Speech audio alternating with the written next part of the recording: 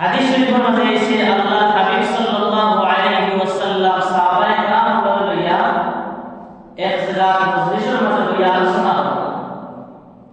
এমন সময় সাইডে দিয়া একজন মানুষের লাশ পড়ে যাইয়া নবীজি সাহাবায়ে কেরাম কইল, সাহাবী হল এই মানুষটা সম্পর্কে তুমি কি জানো?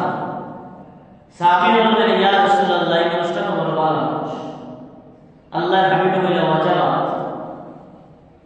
কিছু সময় পরে আবার একজন মানুষের লাশ পড়ে যাইয়া বইলা যে এই মানুষটা সম্পর্কে কি জানো?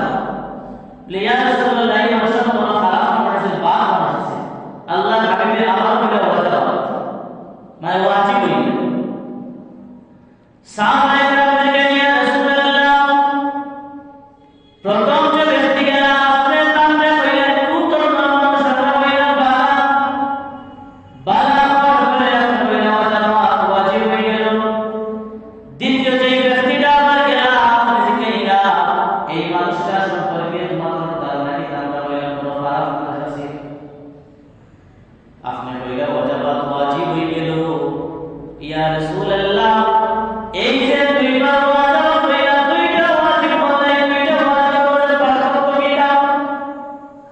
প্রথম হইলা ভালো মানুষের ক্ষেত্রে ওয়াজাবাত ওয়াজিব হয়ে গেল, খারাপ মানুষের ক্ষেত্রে হইলা ওয়াজাবাত ওয়াজিব হয়ে গেল। আল্লাহর হাবিব সাল্লাল্লাহু আলাইহি ওয়াসাল্লাম ফরমায়েন, আমার সাহাবী হল যেই সময় তুমি তাই প্রথম লাশটা দেখিয়া বাধা হইয়া সম্বোধন করছো, আমি নবী যে বলছি ওয়াজাবাত, সঙ্গে সঙ্গে মানুষটার লাগি আল্লাহর জান্নাত ওয়াজিব হয়ে গেছে। সুবহানাল্লাহ। দ্বিতীয় যে ব্যক্তিটা দেখিয়া বলছি ওয়াজাবাত, তুমি যে খারাপ হইয়া সম্বোধন করছো, ওয়াজাবাত বলার লগে এই মানুষটার লাগি জাহান্নাম অবধারিত হয়ে গেছে। কারণ মানুষটার জন্য খারাপ আছে, বিদায় খারাপ মন্তব্য করছো, যার কারণে তার লাগি জাহান্নাম অবধারিত হয়ে গেছে। নাউযুবিল্লাহ। তাইলে এই দুনিয়ার জিন্দেগি যদি আমরা বালা করি, তাইলে মারা মানুষ যখন বালা, তাই আল্লাহ আমাদের বালা হিসাবে প্রমাণ করবা, কবুল করবা। আর যদি দুনিয়ায় চলাফেরা অবস্থায় যদি আমরা বলতে রাখা জানি জুলুম, নির্যাতন মানুষের উপরে, অন্যায়, অত্যাচার চিন্তা করে যে আমরা দুনিয়া থেকে বিদায় নেব, তাইলে আমরা মারা যাওয়ার পরে আমরা জীবনটা বড় খারাপই বানাতে যাই। আল্লাহ রাব্বুল আলামিন জানিয়ে দেন, আল্লাযী খালাকাল মাউতা ওয়াল হায়াতা লিয়াবলুয়াকুম আইয়ুকুম আহসানু আমালা।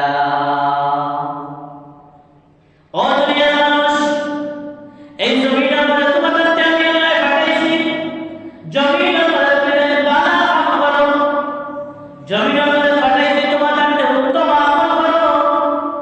আল্লাযী খালাকাল মাউতা ওয়াল হায়াতা, জীবন আর মৃত্যুর মাঝখানে, জন্ম এবং মৃত্যুর মাঝখানে যে সময়টা আছে, এই সময়টা তুমি যেন কাজে লাগাও।